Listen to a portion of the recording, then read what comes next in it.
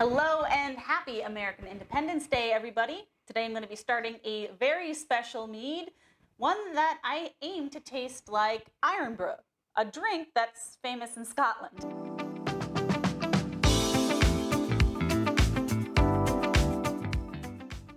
All right, so why Irn-Bru? Why now?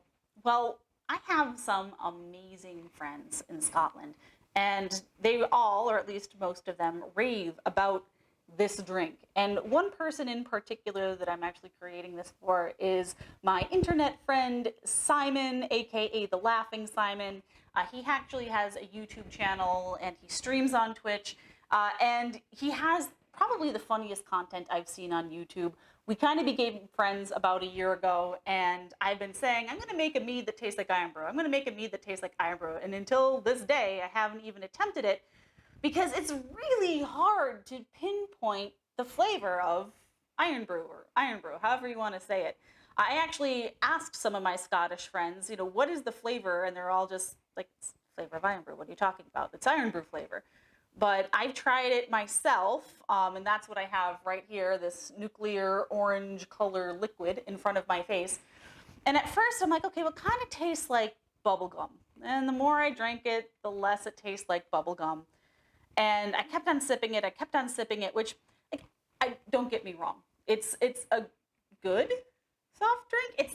It's a very sweet soft drink. And I don't really like sweet things. If you've been watching my mead channel for a while, I typically like a dry drink or a dry mead. And this is sugar overload, but not really sugar overload because there's a lot of aspartame in this, which is another reason why I don't drink a lot of Irn-Bru, because I don't like aspartame. It gives me a headache.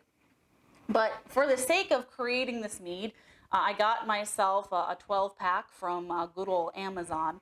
And through sipping and reminiscing, I knew there was a flavor that stuck out in my head. And it's this. And if you're an American or a fan of sweeties or lollipops, you know these as the unicorn lollies that you get at carnivals or festivals or things like that. And they have a very, very distinct flavor. And that flavor is tutti frutti. Now, so if you ask me, Irn-Bru tastes like tutti frutti with aspartame.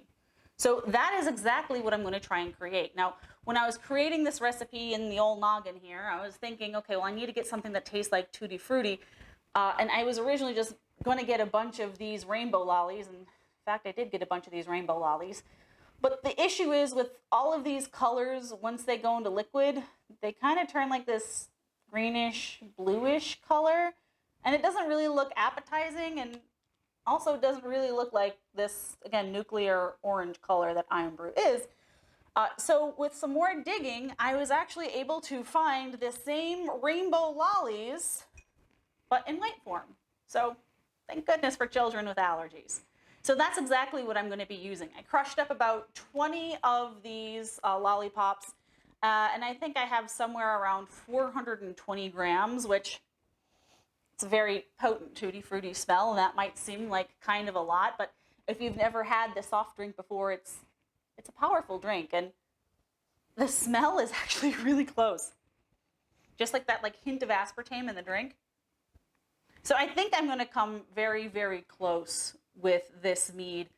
My one thing that I'm still kind of thinking about is, do I add some food coloring at the end to make it this bright orange color, or do I just let it be mead color? Which, again, it's fairly close, but what do you think? Put down in the comments. Should I add food coloring in before I put it into secondary or before I bottle it, or should I just let it be all natural? But the one thing I'm not going to do is add aspartame.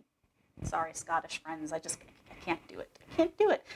So to start, though, I'm going to do about 3 pounds of wildflower honey. And the honey that I have for this project is pure and simple wildflower honey. I got it off of Amazon, and I think Amazon got it off of Walmart because it came in a Walmart box, which kind of confused me. But I'm going to add, like I said, 3 pounds of this. And the reason that I'm going to be using wildflower honey for this recipe is because it has a pretty neutral flavor. and I don't want it to interact with the tutti frutti, or I don't want the flavor of the honey to interact with the flavor of the candies that I'm going to be putting in here. So I'm going to do just about 3 pounds, and I will be right back after that's all done, because this is going to take me probably a couple of minutes, and you don't need to see me do this the entire time. Okay. Next up into the fermenter, I'm going to add the rest of my 420 grams of crushed up lollies. Now, these sugars should not be fermentable. I've been wrong before, but the reason I say that these should be unfermentable sugars is because when the lollipops are creating, they heat up the sugar to like a plasma-like state, and then they form it into the lolly. It solidifies and, becomes the treat we all know and love. And once sugars are heated to a certain point, they no longer become fermentable. If you've ever enjoyed a Bochet style mead, you know what I'm talking about. So Bochet style mead is when you burn the honey or cook the honey. It kind of makes it like a caramelized toffee flavor, but that honey that has been burned or caramelized is no longer fermented or fermentable. So you have to add some regular schmegular honey to your must in order to create alcohol. So I don't think that this is going to all be fermentable sugars. Now again, I could be wrong. I've been wrong in the past, and my chemistry isn't that great, but I'm pretty confident that this is going to be just a flavor aspect and a sweet aspect. But we'll see in a few weeks when she's done fermenting and when I give her another gravity reading. So we'll see what happens. Then I'm going to add about halfway full of water just so I can mix everything up and incorporate. And that should be fine. That's an interesting reaction. So I'm going to put my bung on here. This is spring water, by the way. You don't want to use distilled water, and you absolutely do not want to use tap water when you're making mead. Spring water is just fine. So I'm going to sit here and shake all this stuff up until it's nicely incorporated, and then I'll be back with my few remaining ingredients. Next, I'm going to add 1, 2, 3, 4, 5, 6 tangerine peels, because I want it to be nice and acidic, because this is it has a sweetness, but it also has a tartness or a sourness to it, and it definitely has some acid. So I'm going to add a little bit more of my acidic element than I normally do, and these, of course, are my dried tangerine peels. And then before I add my yeast and my yeast nutrient, I'm going to go ahead and top her off with some water. And I'm going to get a gravity reading. Let's go ahead.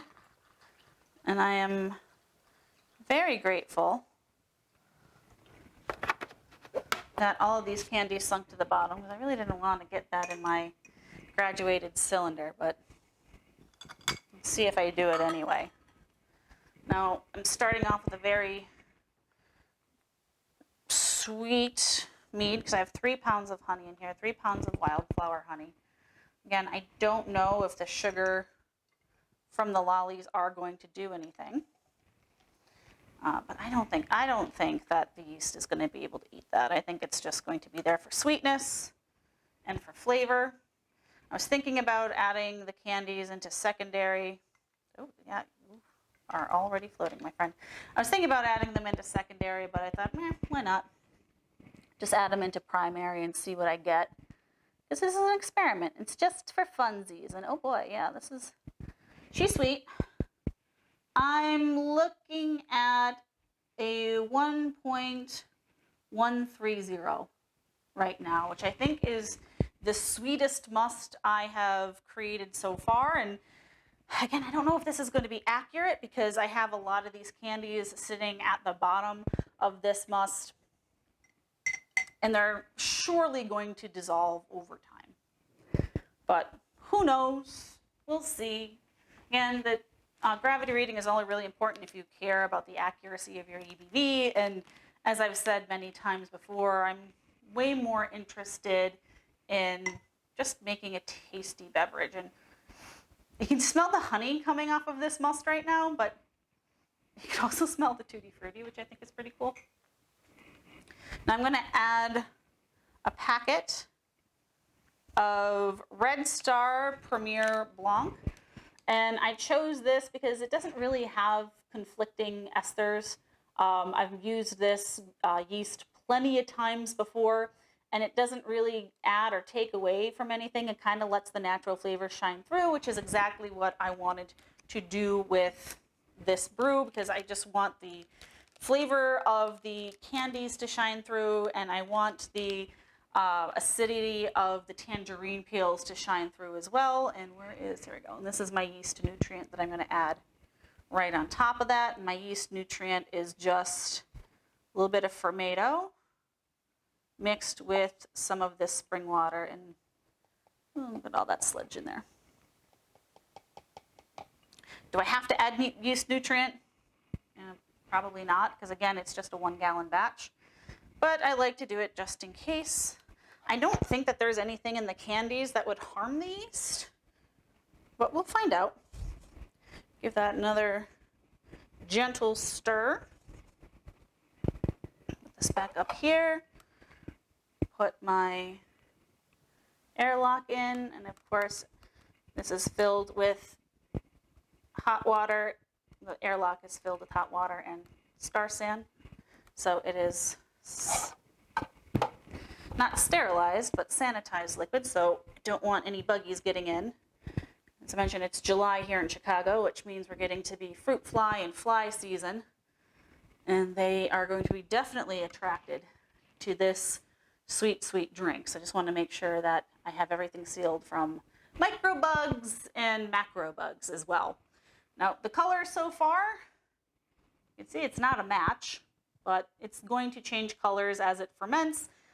I've never gotten a mead to look like this color naturally. So I'm debating when I put this into secondary if I'm going to throw in some food dye in there to try and get it to match colors. I don't even know what food dye to use. So again, if you guys have any suggestions, or if you think I should just leave it natural, I can just leave it natural. I'm curious to know what you guys think. Curious to know if you think this is going to work or not, or if you're going to make a tutti frutti / Irn-Bru flavored mead, how would you do it? I actually thought about for a while like boiling this down and creating like a concentrate, but I did not want any aspartame in my mead. It just has a really weird aftertaste. Now I will drink this. I will enjoy it. I'll enjoy the last few cans that I have, but I'm hoping that in the future I'll be able to enjoy a fermented Irn-Bru beverage and enjoy that a little bit more. But that's it for this episode. Stay tuned. I'm going to let this bad boy ferment for a few weeks. As I mentioned, today is July 4th, so probably in 3 or 4 weeks, I'll come back and I'll put this into secondary. I'll get our second gravity reading, see where we are ABV-wise, give her a taste test, and see if she's true to the brew. That's all again for me for right now, friends. Thank you very much. I hope you have an awesome, wonderful day. As always, thank you for watching, and happy brewing.